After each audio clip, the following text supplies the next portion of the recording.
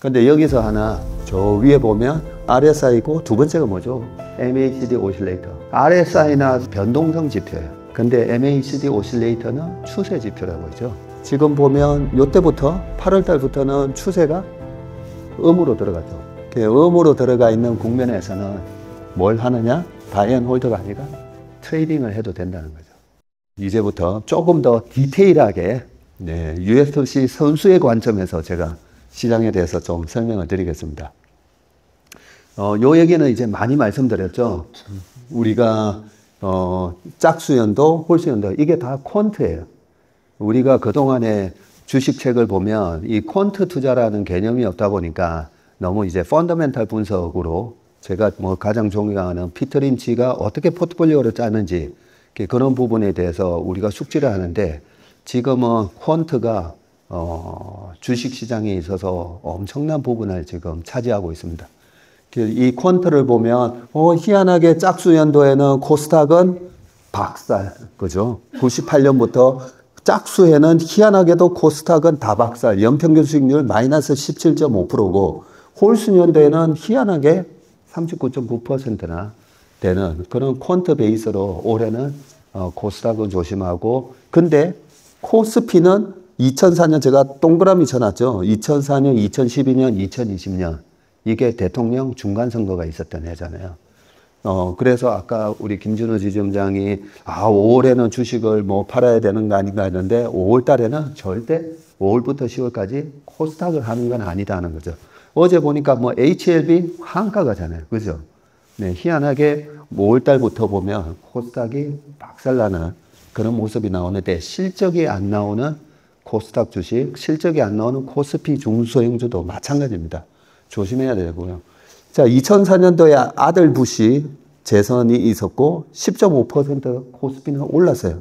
그리고 2012년도에 오바마 대통령이 재선이 있었는데 9.4% 올랐고 2020년에는 트럼프의 재선이 있었는데 떨어졌지만 그때도 31% 가까이 올랐었습니다. 시장이 한번 박살이 났다가 코로나 때문에 그죠? 박살이 났다가 금리를 확 낮춰주면서 제로 금리 때문에 코스닥도 저렇게 올라갔었습니다. 전체적인 시장에 대한 코스피를 할 거냐, 코스닥을 할 거냐, 이런 개념을 잡아놓고 해야 되고요. 자, 전체적인 그림을 보면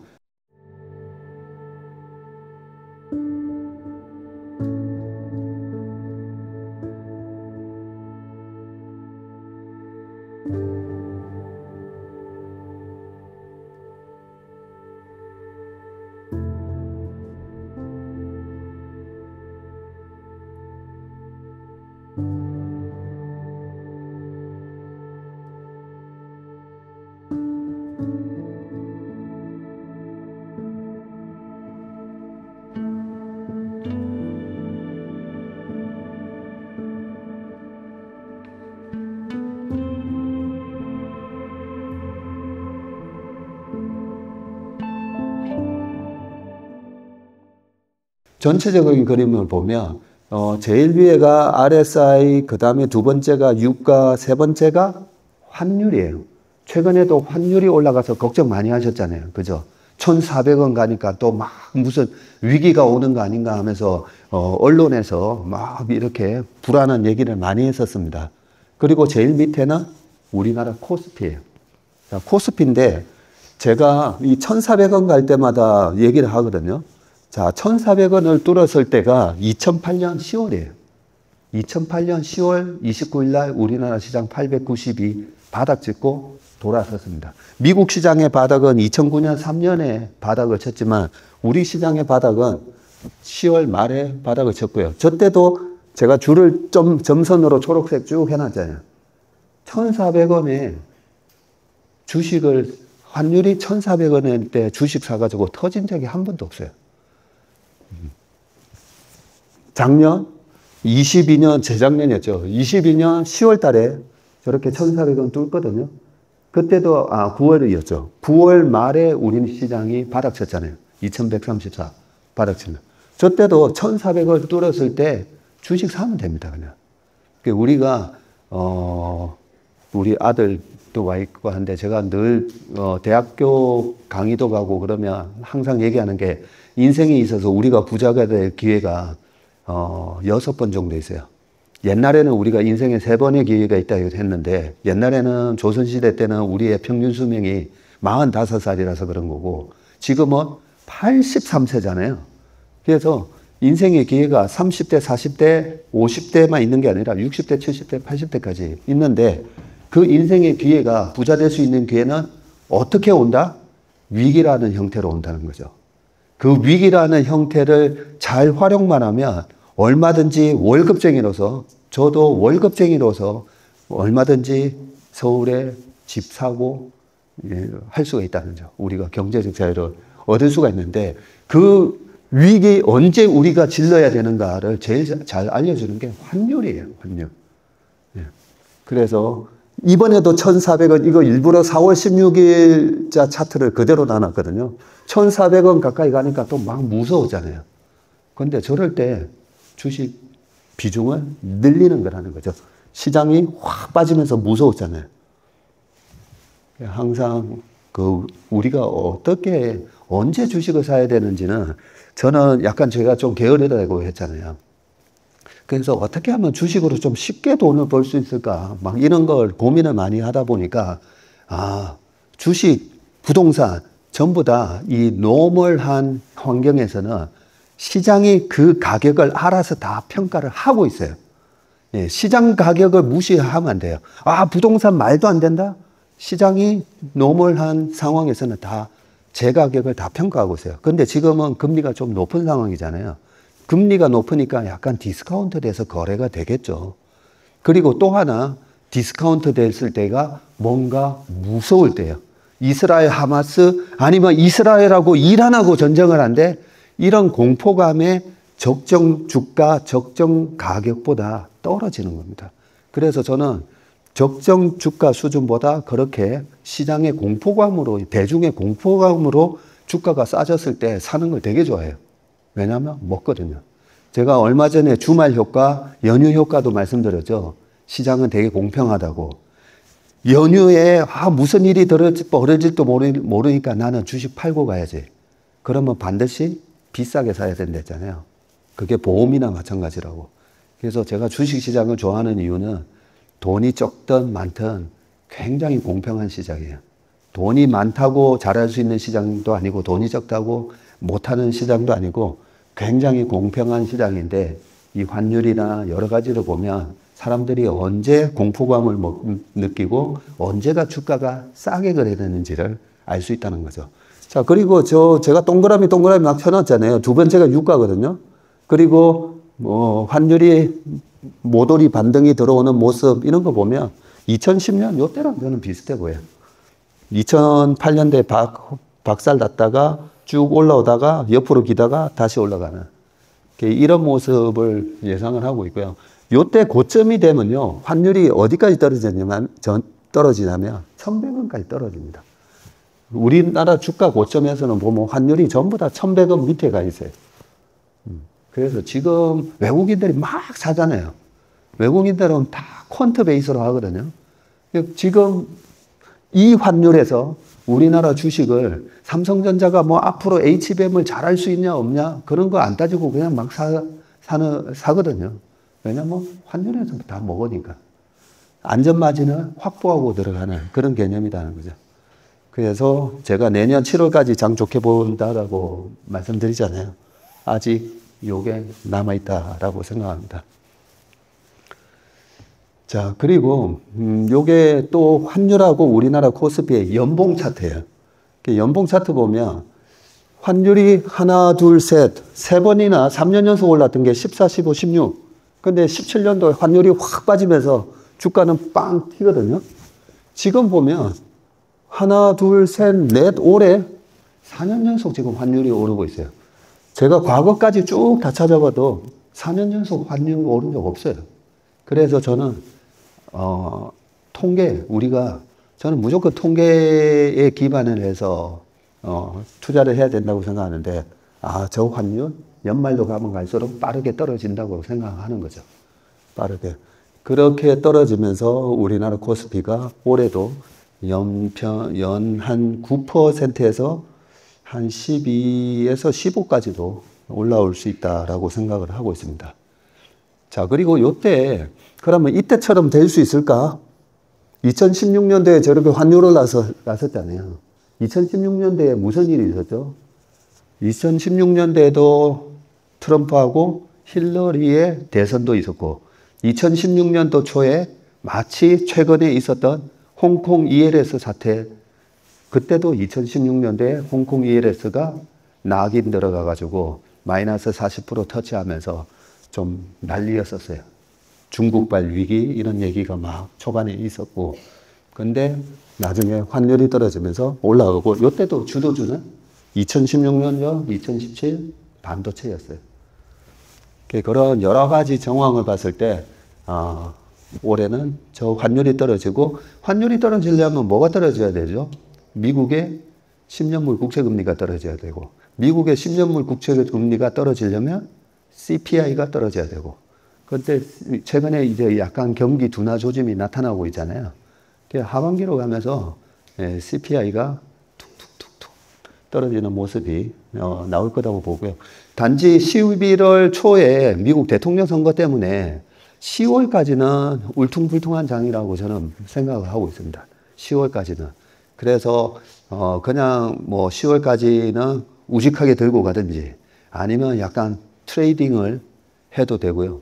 우리나라 주식이든 미국 주식이든 이 정도면 이제 좀 팔아볼까? 5월부터 10월까지는 웬만하면 그 전까지는 이제 안 팔고 들고 가는 게 맞았다면 10월까지는 웬만하면 좀 팔았다가 다시 살 기회를 줄까 하는데 살 기회를 중간중간에 많이 줄 거라고 생각합니다. 자, 그리고 이 차트도 제가 만들어서 보여드리는데, 우리가 또 언제가 기회냐면 PBR 0.9라고 했죠. PBR. 이것도 작년 연말 11월, 12월 우리나라의 큰 연기금이랑 뭐 이런 데서 저한테 요청이 와서 제가 얘기를 해줬어요. 2520이니까 2520 밑으로 떨어지면 무조건 주식 다 무시라고 그냥. 근데 다 맞는지는 모르겠어요. 연기금이 오히려 1월 달에도 보면 주식 좀 팔았죠, 오히려. 그런 게 좀 안타깝기는 한데, 2003년부터 우리나라 PBR 0.9, 순자산 대비 10%나 디스카운트 돼 있다는 거잖아요. 순자산 대비. 그게 워런 버핏이 자주 얘기하는 안전마진 확보하고 들어가는 거예요. 0.9 미만에서 사가지고 한 번도 터진 적이 없어요. 12개월 기준으로 보면 평균 수익률이 35.88입니다. 그래서 이런 퀀터 데이터를 갖고 그걸 또 실행을 하는 게 중요합니다. 근데 참 좀 안타까워요. 요즘 우리나라 연기금 보면 이 정도 퀀터 분석도 안 하나? 뭐 좀 그런 아쉬움이 듭니다. 너무 막 경제 전망에 입각해서 막 투자를 하거든요. 주식 투자는 절대 경제 전망하고 다르게 갑니다. 자, 그리고 또 하나는 제가 옛날에 그 외국인하고 선물 한 달에 막 2, 3조씩 막 치고받고 싸웠었잖아요. 그래서 외국인의 눈으로 얘네들은 지금 우리나라 시장을 어떻게 보고 있나? 어떻게 봐야 되죠? 원화 베이스가 아니라 달러 베이스로. 달러 전환 차트를 봐야 된다고 말씀드렸잖아요. 이게 우리나라 코스피 분기 차트를 달러로 전환한 거예요. 달러로 전환해 보면 지금 여기 있어요. 2007년도보다도 낫죠. 네, 외국인들이 지금 주식을 마구마구 사는 이유가 걔네들이 봤을 때는 너무 싼 거예요. 네, 너무 쌉니다. 지금 환율로 보면. 그리고 아까 말씀드렸듯이 우리나라 코스피의 고점은 다 환율이 1,100원, 1,100원, 1,100원 깨졌을 때. 이런 걸로만 보더라도 외국인들은 여기서 논하는 장사 지금 하고 있는 겁니다. 마구마구 사모아가지고 나중에 미국의 CPI가 떨어지고 미국의 금리가 떨어지면 환율이 강세로 가고 주가는 올라가는 그런 모습에서 주식으로 먹고 환에서 먹고 양방으로 먹는 그런 플레이를 지금 하고 있다 보시면 됩니다. 자, 그 다음에 또 중요한 부분이 요게 하나 있죠. 우리가 외국에서 나온 그런 유명한 주식 투자 서적을 많이 이렇게 읽다 보면 특히나 이제 워런 버핏의 웬만하면 주식 사서 10년 끌고 가라. 뭐 그런 말씀도 하셨는데 요즘 굉장히 다이나믹하게 매매하시잖아요. 운영을 하시는데 자, 우리나라에서 바이 앤 홀드 저도 한 30년 해보니까 아니구나. 그래서 저희는 항상 그죠? 우리가 지금 들어가는 시점에서 앞으로 1년 동안 어느 정도 수익 낼 수가 있고 한 15% 수익 낼 수 있을 때 들어간다 했잖아요. 그리고 밑으로 떨어질 확률이 10%가 많이 떨어져도 10%다. 이런 느낌이 이제 들어갈 때 하는데 제일 중요한 거는 아까 우리 최상무가 저거 EPS 보여줬잖아요. S&P 500의 EPS 그죠? 자, 이 초록색이 우리나라 코스피의 EPS예요. 완전 다르죠. S&P 500하고 완전 달라요. EPS가 어닝이 저렇게 확 올랐다가 박살났다가 확 올랐다가 박살났다가 네, 이런 장에서 무슨 바이앤홀드 10년 끌고 가는 그런 플레이를 하는 게 아니라는 거죠. 왜냐하면 우리나라는 시클리컬들이 되게 많아요. 그리고 수출 기업이 많죠. 그러면 수출은 글로벌하게 G1, G2, 그 다음에 EU까지 걔네들의 경기에 따라서 수출 경기가 달라지잖아요. 그래서 저는 항상 저희 투자 스타일은 탑다운입니다 라고 얘기합니다. 미국에서는 바텀업이 맞아요. 지금 백화점에서 뭐가 잘 팔리지? 바텀업으로 들어가서 소비의 변화에 뭐가 일어나지? 바텀업으로 보는데 우리는 탑다운이에요. 그런데 좀 긍정적이면은 박살났다가 올라갈 때는 그동안에 물가 상승이 있다 보니까 EPS가 항상 전고점을 돌파해요. 이번에도 제가 점선으로 쭉 해놨거든요. 이번에도 돌파하게 돼 있어요. 그래서 아직까지 갈 길이 멀고 저 EPS가 아까 산책하는 주인이라 했잖아요. 주인이 아직까지 많이 올라가야 됩니다. 그러니까 외국인들이 여기서 지금 마구마구 작년에 12조, 올해 들어와서 한 19조, 20조 엄청 쓸어 담고 있는 겁니다. 그리고 외국인 하니까 제가 늘 말씀드리잖아요. 우리가 유튜브에서 보면 뭐 주식 사라 하잖아요. 저희는 외국인이 나중에 살 주식을 사는 겁니다. 외국인이 뭘 보고 걔네들이 사는지 저희는 아니까 우리가 지금 걔네들보다 먼저 알 수 있는 반도체 우리가 좀 더 메모리는 우리가 좀 더 잘 알잖아요. 그래서 우리가 먼저 사고 나중에 외국인이 사서 니네들이 쳐올릴 때 그때 저희는 외국인한테 팔려고 하는 건데 보통 유튜브에서는 다 보면 개인들 보고 막 사라 이러잖아요. 그러면 모래성이에요. 모래성. 개인들이 사가지고 개인들은 특히나 떨어질 때 이래 많이 산다 했잖아요. 외국인은 쳐올리면서 사요. 외국인은 주문 낼 때, 자, 오늘 삼성전자 100만 주, 하루에 100만 주 다 못 사니까. 그럼 5일 동안 나눠서 거래량의 3분의 1로 사주세요. 가격 얘기 안 합니다.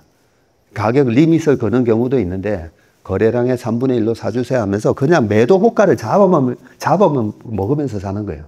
팔 때도 마찬가지예요.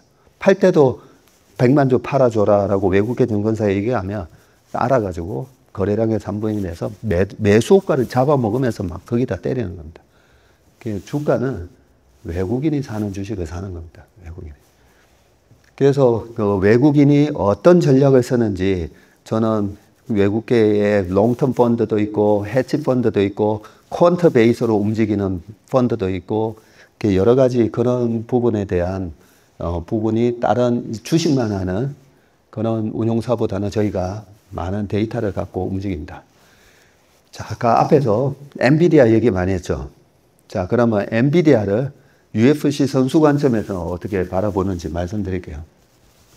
자, 이게 이트레이드가 모건 스탠리로 인수가 돼가지고, 이트레이드 증권에서 나온 자료를 제가 어젯밤에 그대로 캡처를 한 건데, 21년, 22년, 23년, 24년도에, 지금 저기, 보라색 선이 PER이고, 검정색 선이 주가인 거죠. 자, PER이 높았다가 지금은 아까 34배? 뭐, 저 정도까지 떨어져 있잖아요. 자, 근데 자세히 한번 보시면 지금 엔비디아의 주가가 여기서 고점 치고 쭉 빠졌다가 여기 EPS 잠깐만요. EPS 차트가 있는 게 있을 건데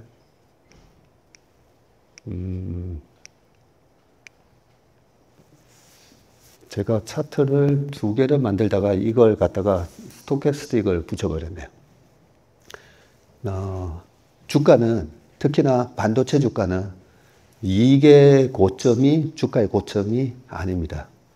그래서 저 때도 보면 주가는 미리 빠지는데 이익의 고점은 한 23년 초까지 이익이 계속 EPS가 증가합니다. 그리고 저렇게 높은 PER을 받을 수가 있었던 거는 아까 보셨죠? 이번에도 거의 400% 증가하죠. 막 400%. 근데 주식은 12.96에서 이 24년이 회계 기준으로 보면 23년이라고 보시면 되죠. 12.96에서 25불. 그전에는 훨씬 낮았죠. 훨씬 낮았는데, 자, 이제는 25달러 정도. 근데 내년으로 가면 32, 37. 요렇게 이렇게 EPS 그로스가 24년만 하더라도 올해 92%가 나오는데 내년 28%, 16%. 이게 성장률이 이제 떨어지는 거죠. 그러면 주가가 이렇게 고점 치다가 예전에 PER이 거의 뭐 80배 했는데 지금 뭐 PER이 이제 30배니까 착해졌네 하는데 계속 빠지잖아요. 이게 성장률이 낮아지는 걸 미리 반영하는 겁니다. 나중에는 엔비디아가 EPS가 마이너스도 나죠. 요 구간에 마이너스도 났다가 나중에 다시 지금 올라오는 그런 모습을 보이고 있고, 요거는 슬로우 스토캐스틱이라고, 이 국면이 오버보트라고 해서 지금 과매수, 요게 과매도. 요거는 제가 이제 선물 매매할 때 쓰는 차트인데, 같이 넣어놨고요. 자, 그 다음에, 엔비디아 저번에 우리가 특집으로 한번 4월 초에 이 영상을 한번 올리긴 했었는데, 23년 8월, 그 다음에 5월, 8월, 그리고 11월. 이 동그라미 친 게 뭐냐면, 동그라미 친 게 실적 발표했을 때. 예. 항상 이번에도 5월 20일이잖아요. 그죠? 예. 그러면 2월, 그 전에 11월, 8월, 5월, 이렇게 넘어가 보면 되는데, 자, 요때 빵 떴었죠. 갭상승을 했어요. 왜냐하면 실적 발표를 했는데, 가이던스를, 우리 다음 분기에 매출이 50% 증가할 것 같은데, 얘기하니까, 그렇게 많이 증가해 하면서 이렇게 빵 떴었어요. 그리고 그 다음에 실적 발표할 때는, 와, 엔비디아가 지금 떼돈을 벌고 있구나 하면서 또 이때 실적 쇼크 났냐면 아니죠. 또 좋은 실적 발표하죠. 근데 우리가 예상하지도 못하던 가이던스를 제시했을 때랑 우리가 예상하는 실적을 발표했을 때랑의 차이인 거예요. 주식은 테슬라 주식을 언제 팔아야 되느냐? 3년 전에, 4년 전에 코로나 직후에는 에이, 테슬라 뭐 전기차가 저거 되는 거야? 뭐 이런 분위기였다가 21년도에는 전부 다 테슬라의 열광이었었죠. 뭐 작년에는 2차 전지에 다 열광이고. 그래서 아까 공포에 저는 주식을 싸게 산다 했잖아요. 근데 많은 대중들이 정말 열심히 공부를 다 하는 건 아니잖아요. 그게 좋아? 그게 좋아하면서 막 사는 사람들이 공부를 해서 사는 사람 3명이 있고 나머지 7명은 그게 좋아? 그걸로 사서 돈 많이 벌었다던데 하면서 그래서 주변에 7명, 8명이 저 주식을 얘기하고 있다. 그러면 적정 주가 이상 비싸져 있다라고 저는 생각합니다. 그러면서 이제 그 사람들의 얘기를 한번 또 들어보죠. 테슬라 이제 좋은 거 제가 테슬라 제일 먼저 얘기했는데도 막 저한테 이제 가르쳐 주잖아요. 전문이 2030년 되면 2천만 대가 팔리게 되고요. 뭐 막 얘기를 하죠. 그래서 아까 우리 최상무가 되게 좋은 얘기 했어요. 가설, 항상 우리가 앞으로 어떻게 될까에 대한 가정을 하잖아요. 그대로 되는지 아니면 그것보다 더 잘 나오는지 아니면 그것보다 뭐야 2차 전지 전기차 계속 잘 팔리는 거 아니었어? 근데 갑자기 뭐 하이브리드가 잘 팔려? 그렇게 우리가 뭔가 어썸션을 갖고 프로젝션을 하는 거잖아요. 근데 그 어썸션이 뭐가 현실은 이게 아니었네라는 순간부터 주가가 부러지는 거예요. 그 어썸션이 우리가 생각했던 그 가정보다 더 잘 나오면 주가가 튀는 거고. 그래서 요 국면에서 이제 좋은 거 다 알았어요. 좋은 거 다 알아서 이제 실적 발표하기 전에 오르다가 실적 발표하고 밑꼬리 달다가 그 다음에 또 밀리죠. 요때도 볼까요? 11월 달에 이때는 뭐 반도체 갑자기 안 좋아졌습니까? 되게 뭐 계속 챗 GPT 얘기하면서 되게 좋았잖아요. 실적 발표하고 또 밀리죠. 근데 여기서 하나 저 위에 보면 RSI 있고 두 번째가 뭐죠? MACD 오실레이터. RSI나 스토캐스틱은 변동성 지표예요. 근데 MACD 오실레이터는 추세 지표라고 하죠. 지금 보면 요때부터 8월 달부터는 추세가 음으로 들어가죠. MACD 오실레이터가. 음으로 들어가 있는 국면에서는 뭘 하느냐? 바이 앤 홀드가 아니라 트레이딩을 해도 된다는 거죠. 그래서 저는 엔비디아는 지금 이제 트레이딩 영역으로 들어섰고 그 범위도 제가 말씀드렸죠. 뭐 750불, 850, 950불, 1050불 정도. 오버슈팅이 나오면 1050불까지도 갈 수 있다고 생각하는데 지난 870, 970에 갔다가 760 갔다가 다시 지금 올라오고 있는데 지금 저기서는 이런 모습이 진행될 거다라고 생각하고 있습니다. 근데 이번에 또 실적 봐야죠. 우리가 예상하지 못했던 그 이상의 작년 대비 400% YOY 증가인데 400이 아니라 600이 나오는 건지. 근데 이번 실적이 중요한 게 아니라 또 가이던스가 중요한 건데 최근에 이제 미국 시장이 약간 5월 달로 들어가면서 세리메이에다가 그런 시기에 되다 보니까 최근에 아마 실적 발표 우리 최상무가 새벽같이 와가지고 해준 거 보면 아니 뭐 실적 좋게 나왔는데 근데 왜 주가 시간에 의해서 왜 빠져? 그죠? 5월에서 10월 이 구간에 들어가다 보니까 좋은 실적 내놓고 주가 빠진 거 이유를 뭐 가이던스가 뭐 보수적이어서 제가 봤을 때는 똑같아요. 똑같은데 작년에는 똑같은 실적 나와도 주가가 올라가고 지금은 그런 시즈널리티가 약간은 이제 좀 쉬어가는 국면으로 들어갔다라고 봐집니다.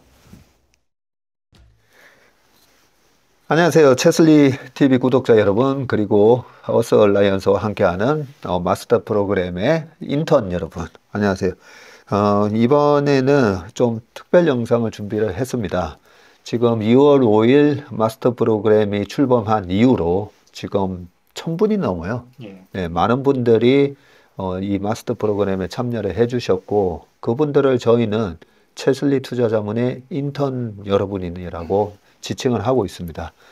많은 분들이 제대로 된 투자 교육을 받고 싶으심에도 불구하고 그런 니즈는 너무 많은데 그런 제대로 된 교육을 해주는 기관이 없다 보니까 참 많은 분들이 이 리딩방이라든지 그 전문 교육을 해주는 것처럼 이 사칭하는 곳에 많이 거기에 빠져드는 경우가 많은데 그런 부분은 안타깝게 생각해서 저희가 어서 얼라이언스와 함께 지금 마스터 프로그램을 운영을 하고 있으니까요.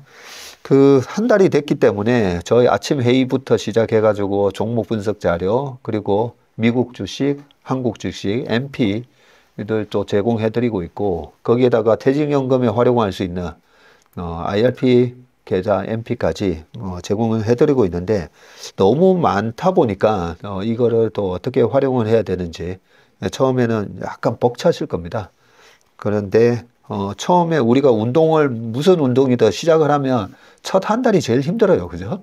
네, 힘든데 2달, 3달 계속 꾸준히 하시다 보면 이런 회의라든지 이런 종목 분석과 시장 분석이 조금씩 이제 익숙해지실 겁니다.